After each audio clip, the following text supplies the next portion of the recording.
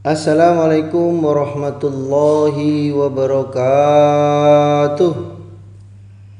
Bismillahirrahmanirrahim. Alhamdulillahirabbil alamin. Asyhadu an la ilaha illallah wa asyhadu anna Muhammadur Rasulullah sallallahu alaihi wasallam wa ala alihi wa ashabihi amma ba'd. Alhamdulillahirabbil alamin. Kita panjatkan syukur kepada Allah. Pada kesempatan kali ini kita oleh Allah masih diberikan beberapa kenikmatannya, di antaranya nikmat sehat, waras, longgar, perlindungan Allah. Kita masih dilindungi oleh Allah dari hal-hal yang tidak kita inginkan. Itu merupakan kenikmatan sehat, kenikmatan secara lahiriah. Adapun kenikmatan secara batiniah, kita oleh Allah diberi hidayah, diberi petunjuk agama Islam yang murni dengan menetapi Quran hadis yang berbentuk jamaah. Maka kita wajib syukuri dengan ucapan syukur alhamdulillahirabbil alamin pada perantara agama yang memperjuangkan agama Allah, mulai dari malaikat Jibril diturunkan kepada Nabi Muhammad sallallahu alaihi wasallam, diteruskan oleh sahabat-sahabatnya, tabi'in tabi'in tabi'ahum, para alim ulama tunggal pada zamannya, itu Bapak Kiai Haji Nur Hasan Al-Ubaidah Lubis Al-Musawa Almarhum, yang mana beliau dengan gigih dan beraninya dalam memperjuangkan Quran hadis jamaah sampai akhirnya berkembang sampai saat ini. Terus diteruskan oleh para penerus pejuang agama. Maka kita supaya syukur, betul-betul mensyukuri terhadap perjuangan beliau sehingga kita bisa mendapatkan hidayah berupa Quran hadis ini. Kita ucapan syukur dengan ucapan syukur alhamdulillah jazakumullahu khaira. Selanjutnya kepada bapak-bapak, ibu-ibu, saudara jamaah sekalian yang masih setia di dalam mencari ilmu.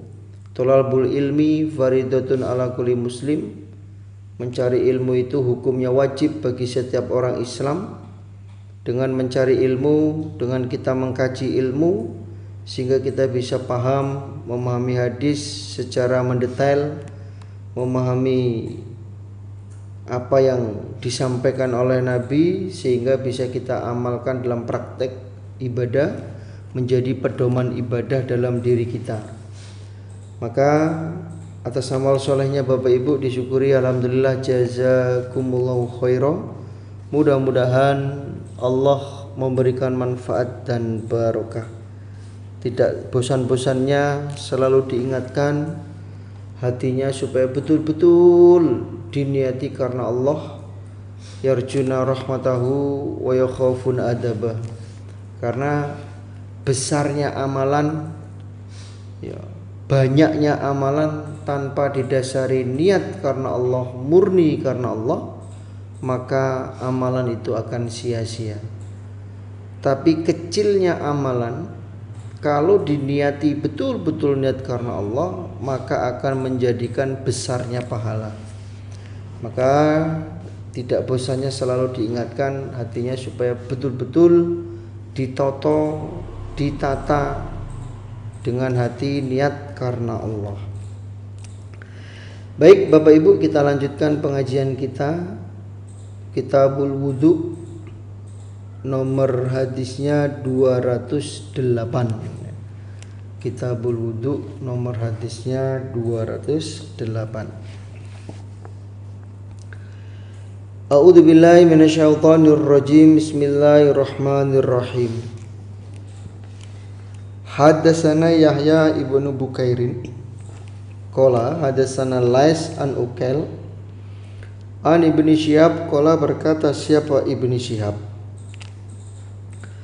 akhbaroni Ja'far ibni Amr ibni Umayyah anna abahu, sesungguhnya bapaknya Ja'far, iku akhbarahu, mengkhabari siapa bapak hu pada Ja'far,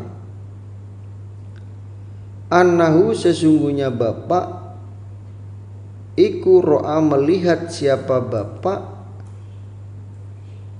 Rasulullah pada Rasulullah sallallahu alaihi wasallam yahtazu memotong siapa Nabi min katifishatin dari sampil kambing. Memang Nabi itu suka terhadap sampil kambing, atau makanan favoritnya Nabi ya sampil kambing. Fadu'iya maka diundang, maksudnya dikomati, ila sholati pada sholat.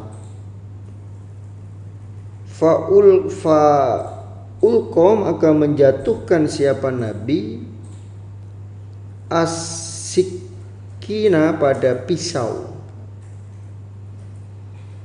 Fasolah maka sholat siapa Nabi, walam yatawaddu'u dan tidak berwudu Nabi. Jadi bapaknya Ja'far itu melihat Nabi sedang memotong sampil kambing, maksudnya sedang memakan sampil kambing. Ketika waktu sholat dikomati, maka Nabi langsung menjatuhkan pisaunya, maksudnya meninggalkan makannya. Kemudian Nabi sholat dan tidak berwudu. Nabi tidak wudu lagi. Ya, ini menunjukkan bahwa makan daging itu tidak membatalkan wudu. Ya, makan daging, makan tepung, atau makan apapun, atau minum apapun, ya, ketika sudah mempunyai wudu, ya, maka tidak perlu wudu lagi, cukup berkumur-kumur. Babuman babnya orang matmadho berkumur-kumur siapa man minas sawiki dari tepung, dari makan tepung. Alhamdulillah, dari makan tepung. Walam yatawaddau dan tidak wudu siapa orang. Babnya orang yang berkumur-kumur, babnya orang yang berkumur-kumur karena makan tepung dan tidak wudu lagi, ya, tidak wudu lagi. Hadasana Abdullah bin Yusuf qala akhbarana Malik an Yahya ibni Sa'id an Bushair ibni Yasar rupane maula Bani Harisah ana Suwaid ibni Nu'man, sesungguhnya Suwaid bin Nu'man iku akhbarahu mengkhabari siapa Suwaid hu pada Bushair annahu sesungguhnya Suwaid kharaja keluar dia ma'a Rasulillah bersama Rasulillah sallallahu alaihi wasallam ama Khaybar pada tahun perang Khaybar. Hatta sehingga idza kanu ketika ada mereka bisohbain di tanah Sohbah, wahia dan Sohbah iku adna lebih dekat Khaybar pada tanah Khaybar. Jadi tanah Sohbah itu lebih dekat ke Khaybar daripada ke Madinah. Fasolah maka sholat siapa Nabi al-asro pada asar. Al-asro pada asar. Nabi sholat asar. Suma kemudian da'a meminta siapa Nabi bil azwadi pada beberapa bekal. Falam yuta maka tidak diberi siapa Nabi ila kecuali bisawikin dengan tepung sawik. Jadi setelah sholat asar Nabi minta bekalnya, tapi Nabi tidak diberi bekal kecuali dengan tepung sawik. Wah, bekalnya cuma tepungnya Nabi. Fa'amaro maka perintah siapa Nabi bihi dengan tepung Fasurriya maka dibasahi Fasurriya maka dibasahi apa tepung. Fa'akala maka makan siapa Rasulullah Shallallahu Alaihi Wasallam. Wa akalna dan makan kami. Lalu Nabi perintah agar tepung itu dibasahi, maksudnya dimasak. Lalu Nabi makan dan kami juga makan. Kami makan bubur sawik gitu. Suma kemudian berdiri siapa Nabi ilal maghribi pada sholat maghrib. Pada waktu sholat maghrib Nabi berdiri untuk mengerjakan sholat maghrib. Famat madho maka berkumur-kumur siapa Nabi. Wamat matna dan berkumur-kumur kami. Karena Nabi kumur-kumur, karena Nabi habis makan bubur sawik, ya kami juga ikut berkumur-kumur. Suma kemudian sholat siapa Nabi walam yatawaddo dan tidak wudu siapa Nabi. Kemudian Nabi sholat dan tidak wudu lagi. Jadi cukup berkumur-kumur saja ya, untuk menghilangkan bubur di sela-sela giginya ya, siapa tahu masih nyangkut ya, keselilitan ya, di dalam sela-sela giginya, maka cukup berkumur-kumur. Jadi nggak perlu wudhu ya, dan itu tidak dapat membatalkan wudhu. Kamu wis wudhu kok mangan kok ngombe batal gue ya, nggak ada. Makanan dan minuman itu tidak dapat membatalkan wudhu. Wa haddatsana Asbaq qala akhbarana Ibnu Wahbin qala akhbarani Amr an Bukair an Kureb an Maimunah anna Nabiyya sallallahu alaihi wasallam iku akala makan siapa Nabi indaha di sisi Maimunah katifan sampil. Suma kemudian sholat siapa Nabi walam yatawaddo dan tidak berwudu siapa Nabi. Jadi Nabi makan sambil di tempatnya Maimunah, kemudian Nabi sholat dan Nabi tidak perlu berwudu lagi.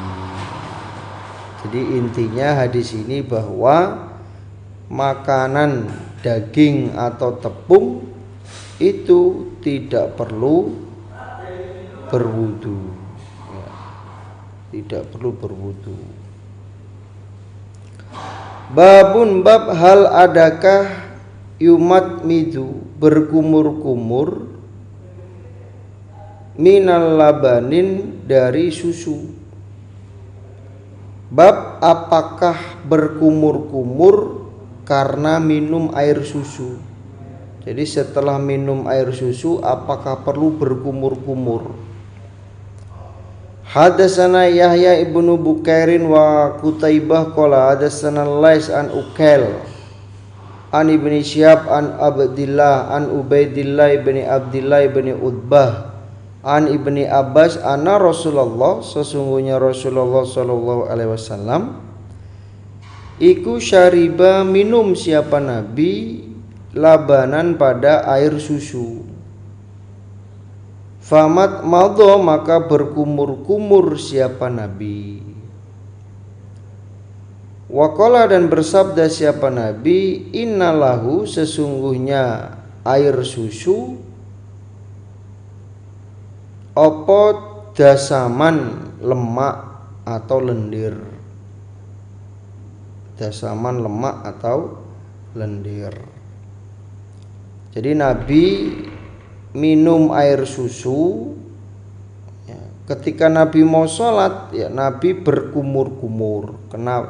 Lalu Nabi bersabda karena air susu itu dari lemak atau lendir. Jadi ketika minum air susu, ya minum air susu kemudian mau sholat, ya maka supaya berkumur-kumur.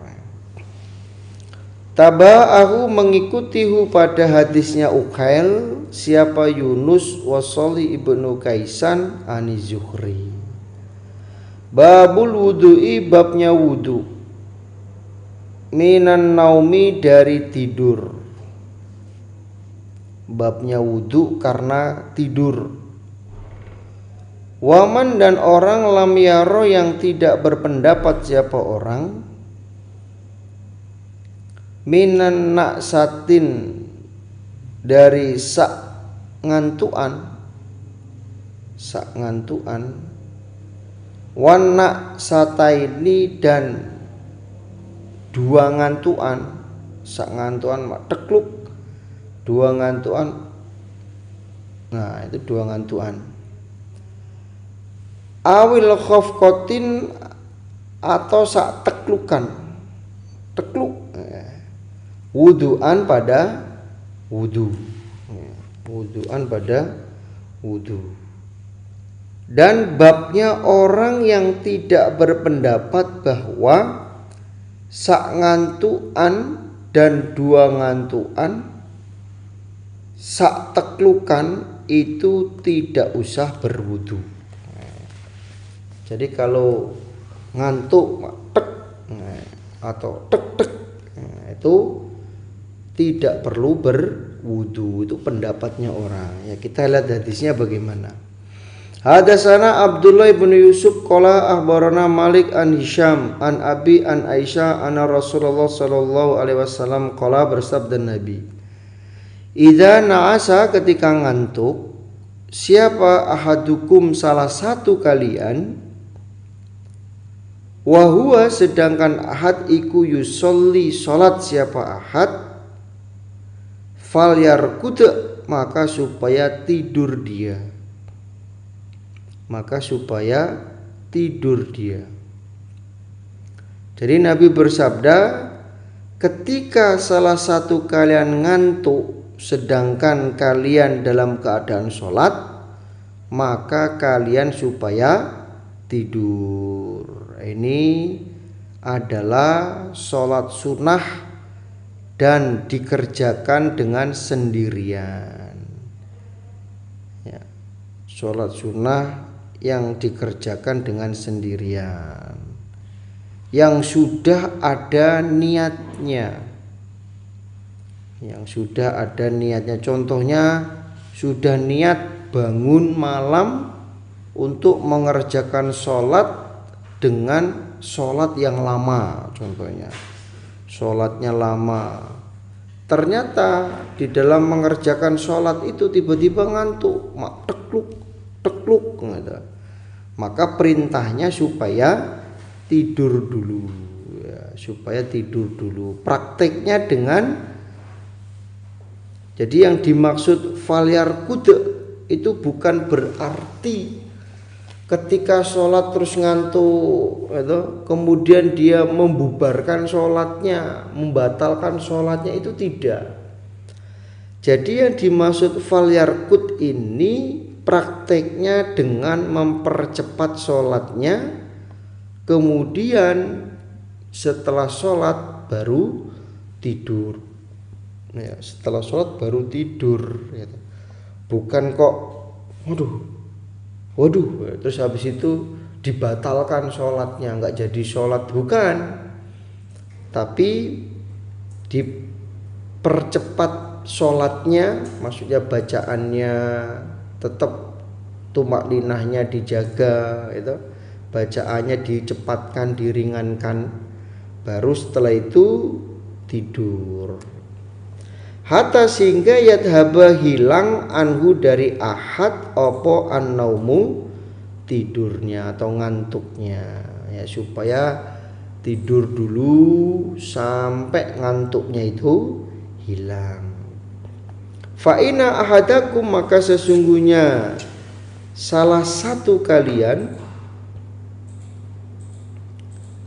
idza shalla ketika sholat siapa ahad wa huwa dan ahad iku naisun orang yang ngantuk.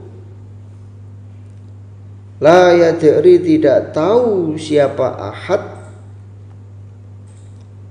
La allahu barangkali dia ahad. Yastaghfiru minta ampun dia.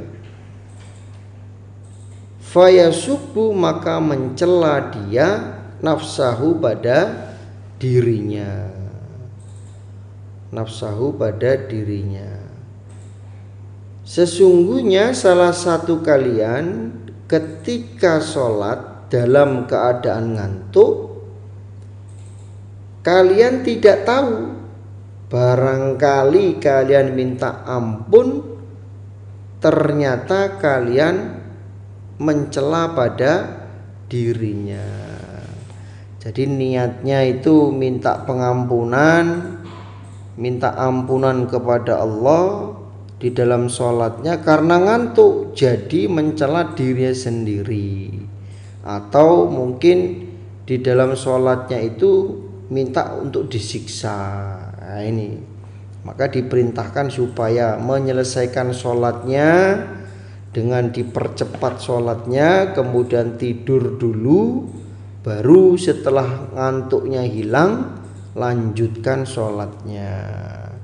Karena ya bahaya sholat ya sambil ngantuk, dia nggak ngerti apa yang menjadi bacaan sholatnya, apa yang menjadi doanya di dalam dia berdoa. Akhirnya ternyata doanya memberatkan untuk dirinya sendiri gitu. Nah itu, maka supaya apa dibubarkan atau diselesaikan sholatnya baru sholat lagi kalau ngantuknya sudah hilang. Nah, itu. Hadasana Abu Ma'mar qala hadasana Abdul Waris hadasana Ayub an Abi Kilabah an Anas an Nabi sallallahu alaihi wasallam. Qala bersabda Nabi, idza na'asa ketika ngantuk siapa ahadukum salah satu kalian fi sholati di dalam sholat falyanam maka supaya tidur dia hatta sehingga ya lama mengetahui dia ma pada apa-apa ya qara'u yang membaca dia. Jadi Nabi bersabda, ketika salah satu kalian ngantuk di dalam sholat, maka supaya tidur dengan praktek mempercepat sholatnya, bacaannya, sampai kalian tahu apa yang kalian baca. Itu sampai kalian tahu apa yang kalian baca. Ini makanya apalagi sholatnya itu dikerjakan di waktu sepertiga malam yang akhir, dimana waktu itu adalah waktu yang mustajab ya. Contohnya mungkin doa minta motor sewu, tapi di dalam membaca doanya sambil ngantuk, karena ngantuknya akhirnya dia menyebutkan tol sewu, tol lewu. Nah itu, nah ini bahaya. Nah kalau dikabulkan ya repot. Dulu tahun 2004 ya, 2004 2005 insya Allah, ini ada siswi pondok ya, ada siswi pondok yang ingin membuktikan kemustajaban waktu sepertiga malam yang akhir. Dia berdoa kepada Allah, ya Allah, kalau memang malam ini adalah malam yang mustajab di dalam hadis yang disampaikan oleh Nabi, saya ingin membuktikan, ya Allah, berilah aku kutu. Setelah doa nggak lama ya, kepalanya itu penuh dengan kutu. Kutunya itu loh sampai jatuh-jatuh, sampai rontok gitu. Saking banyaknya kutu. Wah, itu. Ini artinya memang sepertiga malam yang akhir itu merupakan waktu yang mustajab, ya, waktu mustajab untuk memunajah kepada Allah, untuk curhat kepada Allah di dalam problematika kehidupannya, baik dalam sisi anaknya, kesehatannya, rezekinya. Ini mintalah kepada Allah pada waktu yang mustajab. Kalau di Indonesia ini memang hanya waktu yang mustajab. Ya, tidak ada tempat-tempat yang mustajab, tidak ada. Hanya waktu-waktu yang mustajab. Seperti habis sholat 5 waktu itu merupakan waktu yang mustajab gitu. Setelah antara adzan dan qomat itu juga merupakan waktu yang mustajab untuk berdoa setelah membaca Quran. Tapi kalau di Arab Saudi, di Mekah, di sana adalah tempat-tempat mustajab untuk berdoa. Ini maka ketika ngantuk, ya supaya tidur dulu, ya, supaya tidur dulu, kemudian bangun sampai sadar apa yang dia baca, kemudian berdoalah kepada Allah, mintalah kepada Allah. Babul wudu'i, babnya wudu min ghairi hadasin, dari selain batal. Wudu, babnya wudu lagi padahal tidak batal. Ya, gak batal, kemudian dia berwudu lagi. Hadasana Muhammad ibnu Yusuf qala hadasana Sufyan an Amr ibni Amir qala sami'tu Anas qala, berkata siapa Anas, wa hadasana Musaddadun qala hadasana Yahya an Sufyan qala hadasani Amr ibni Amir an Anas qala, berkata siapa Anas, karena ada siapa an-Nabi sallallahu alaihi wasallam iku yatawaddau, berwudu siapa Nabi, inda kulli sholatin, setiap di sisi setiap sholat. Jadi setiap Nabi mau mengerjakan sholat, Nabi itu berwudu meskipun tidak batal, ya. Meskipun tidak batal, Nabi berwudu. Qultu, berkata aku Amr, kaifa, bagaimana, kuntum, ada kalian, tasnauna, berbuat kalian. Lalu aku berkata, kalau kalian sekarang ini bagaimana? Apakah juga seperti Nabi, setiap mau sholat berwudu padahal tidak batal wudunya?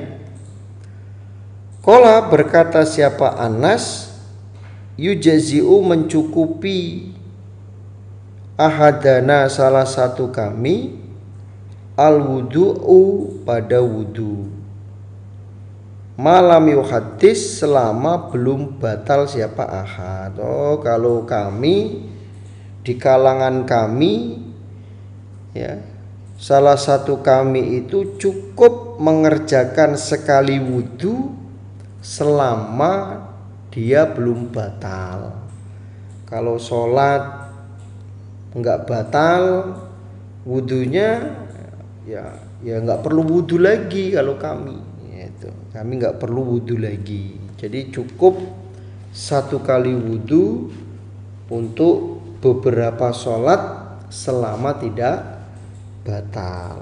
Tapi Nabi sering mengerjakan, ya, Nabi sering mengerjakan, setiap Nabi mau sholat, Nabi itu mengerjakan wudu. Tapi Nabi juga pernah, ya, Nabi tidak wudu untuk mengerjakan beberapa sholat.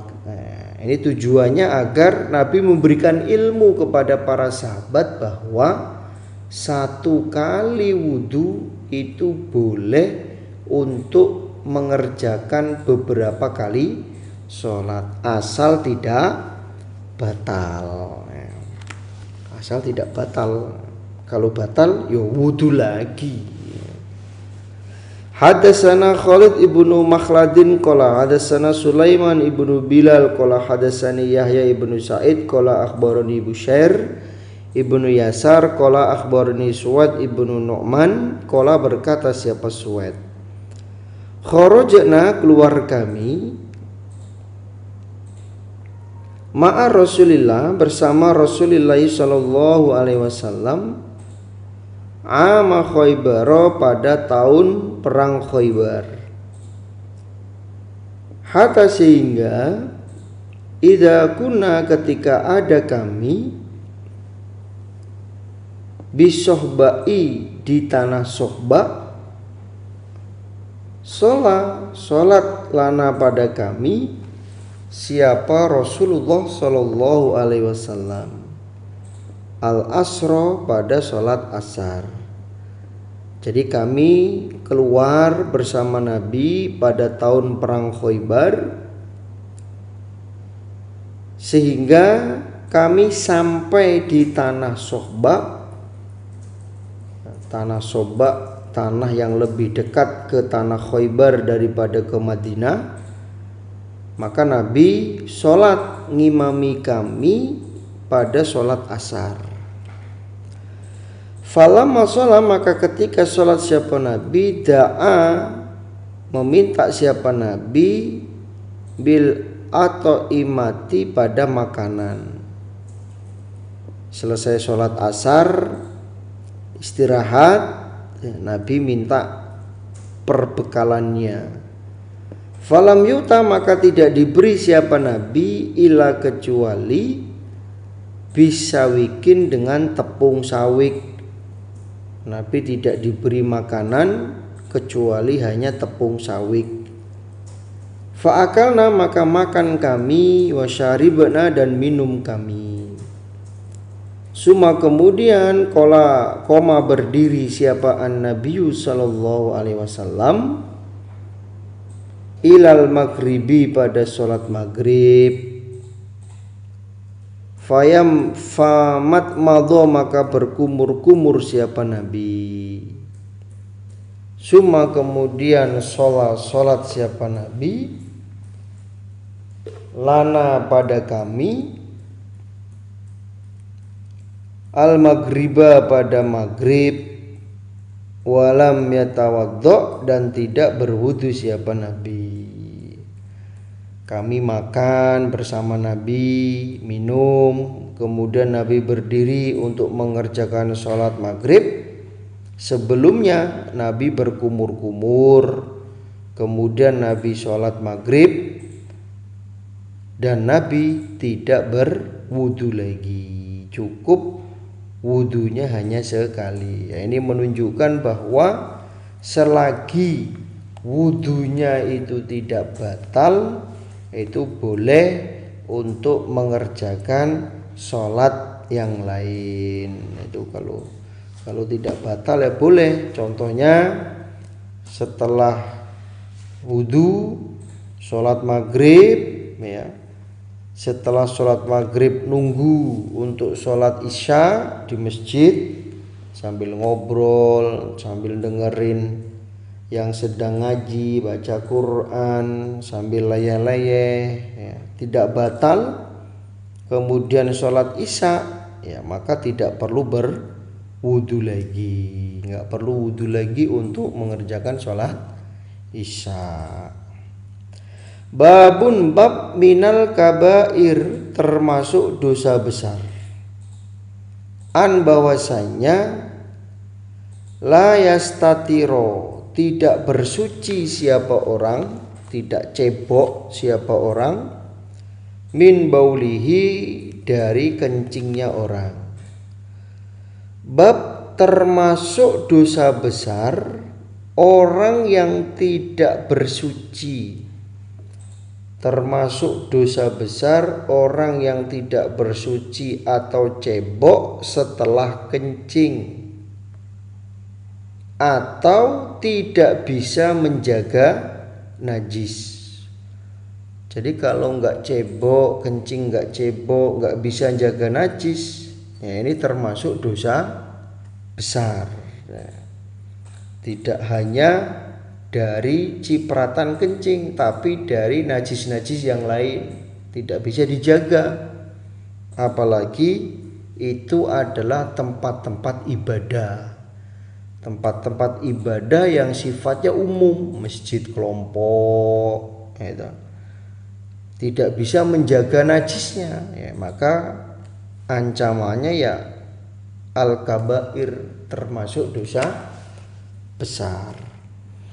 Hadatsana Utsman qala hadatsana Jaril an Mansur an Mujahid an Ibni Abbas qala berkata siapa Ibni Abbas, marra lewat siapa an-Nabi sallallahu alaihi wasallam bihaidin pada suatu kebun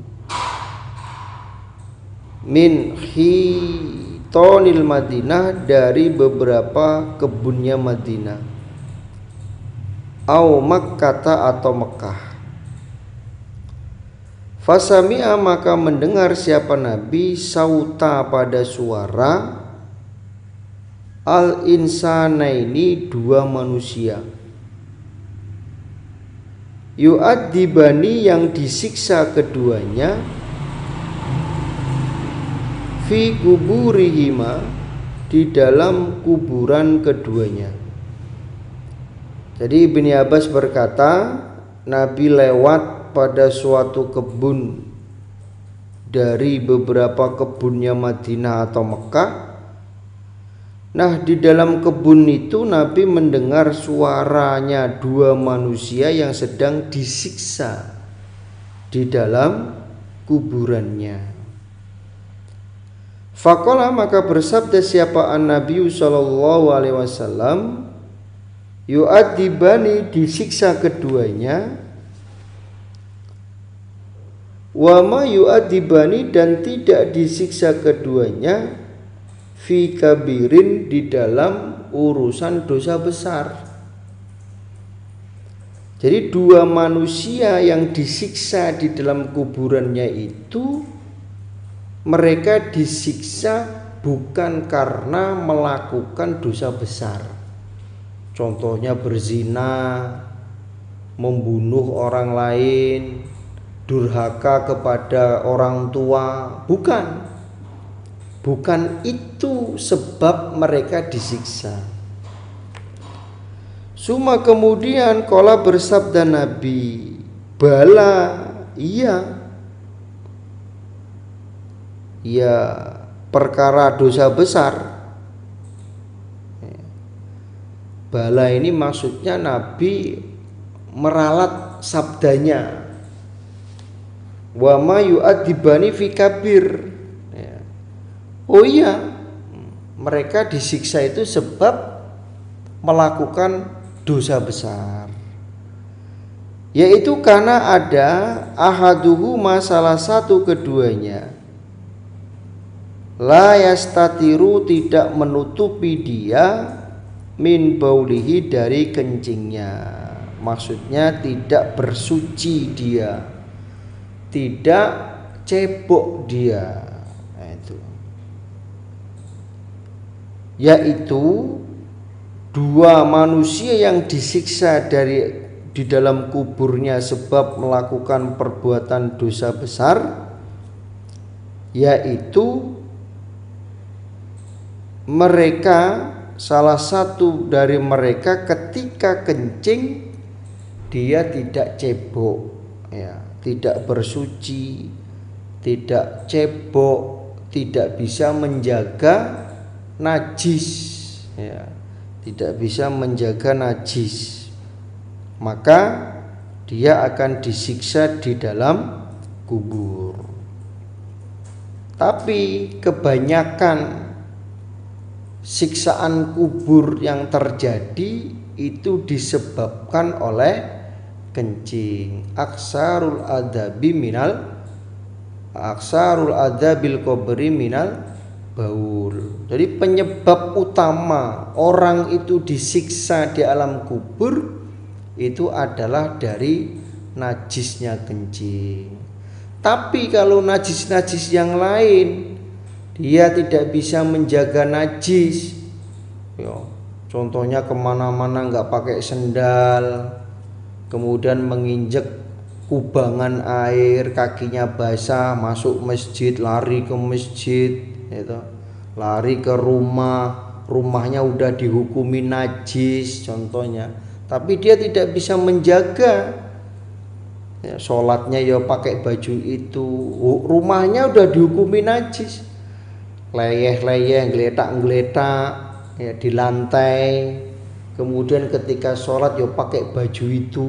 Nah, itu berarti tidak bisa menjaga najis, ya, maka besok di alam kubur ya terkena siksaan kubur. Itu yang pertama. Yang kedua, wakana, dan ada siapa akhorun yang lain, yamsi berjalan siapa akhor, bin namimatin dengan adu domba.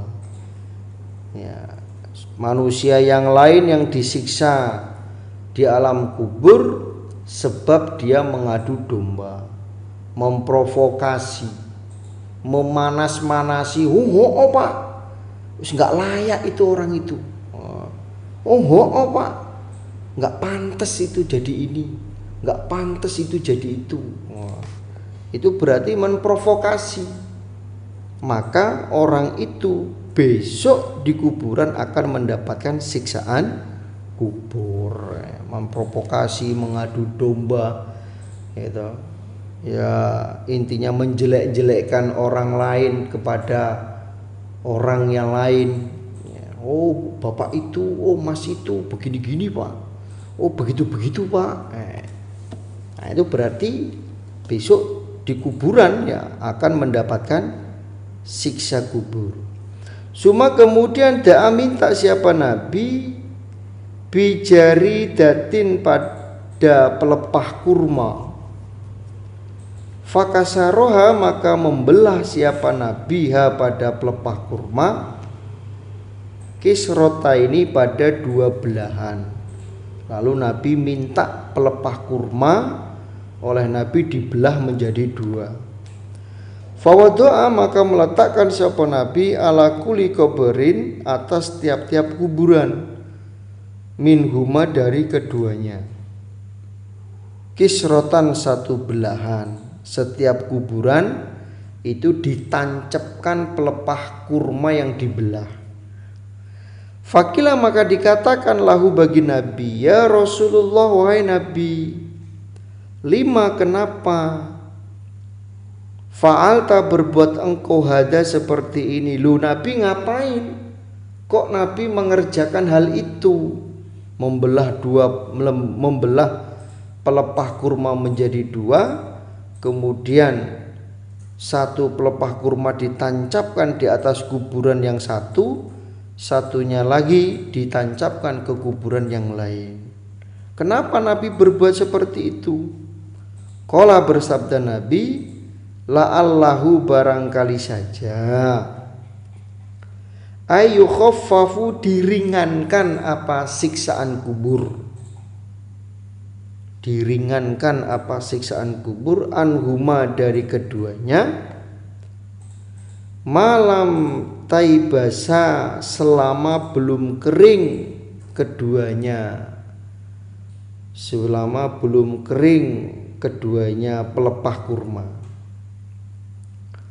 Atau lafadznya ila, sampai, an, bahwasanya, yai basa, kering apa kedua pelepah kurma.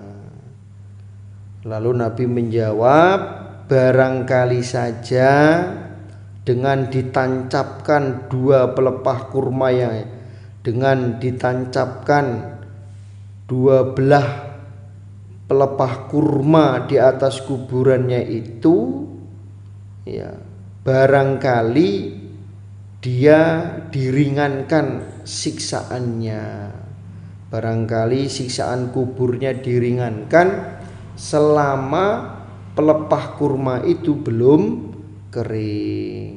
Nah, itu.